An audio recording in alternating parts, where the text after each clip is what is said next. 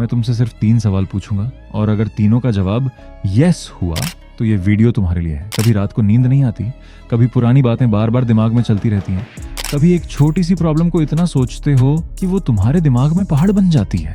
अगर हाँ तो मुबारक हो, तुम्हारा सबसे बड़ा दुश्मन कोई और नहीं, तुम्हारा अपना दिमाग है। लेकिन यहाँ एक सवाल पैदा होता है, अगर ओवर थिंकिंग इतनी तकलीफ देती है तो फिर हम इसे रोक क्यों नहीं पाते? आखिर हमारा दिमाग हमारी बात मानता क्यों नहीं?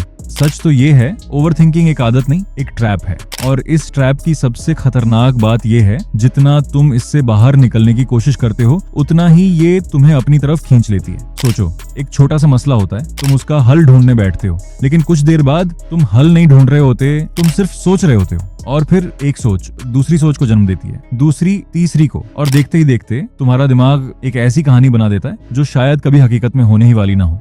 लेकिन सबसे खतरनाक बात अब शुरू होती है।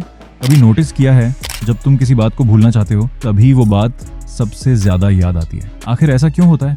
क्योंकि जिस चीज को तुम जबरदस्ती दिमाग से निकालना चाहते हो, दिमाग उसी को इम्पोर्टेंट समझने लगता है और फिर वो उसे बार बार तुम्हारे सामने लाता रहता है। सोचो, तुम सिर्फ 5 मिनट के लिए एक प्रॉब्लम के बारे में सोचना चाहते थे, लेकिन पता ही नहीं चलता कब 5 मिनट 50 मिनट बन जाते हैं। और सबसे अजीब बात, प्रॉब्लम उतनी नहीं बढ़ती जितनी उसके बारे में तुम्हारी सोच बढ़ जाती है। और उस दिन ओवर थिंकिंग तुम्हारे दिमाग में नहीं रहती है, बल्कि तुम ओवर थिंकिंग के दिमाग में जीने लगते हो। लेकिन मैं अब जो बात कहने जा रहा हूँ, शायद तुम पहले कभी इस नजरिए से ना सोची हो।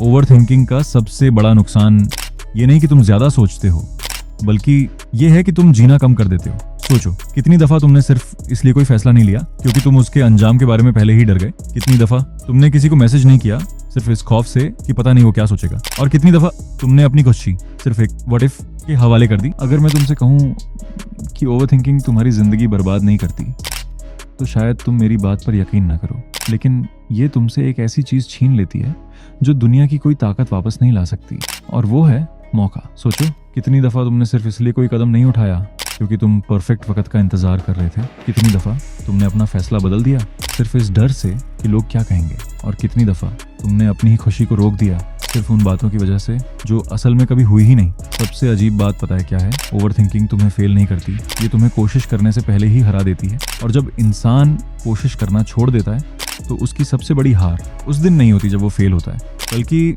उस दिन होती है जब वो सिर्फ सोचता रहता है और जिंदगी उसके सामने से गुजरती रहती है। फिर एक दिन सिर्फ एक लफ्ज उसका पीछा करता है, काश।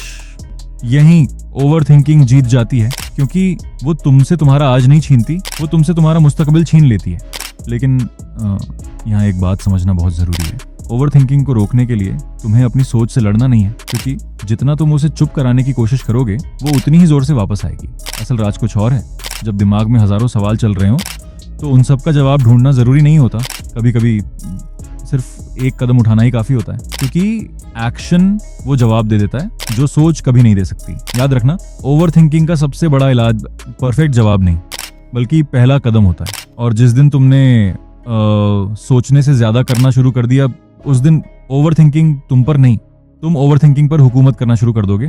एक आखिरी बात, हो सकता है इस वक्त भी तुम ओवर थिंकिंग कर रहे हो, लेकिन सोचो, जिस जिंदगी के बारे में तुम इतना सोच रहे हो उसका कितना हिस्सा तुमने वाकई जिया है?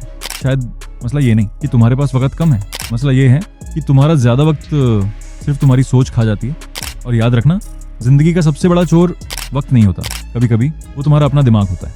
तो अगली बार जब तुम्हारा दिमाग तुम्हें रोकने की कोशिश करे, सिर्फ एक कदम लेना, क्योंकि ओवर थिंकिंग से बाहर निकलने का रास्ता सोचने से नहीं, चलने से शुरू होता है। This is the human code.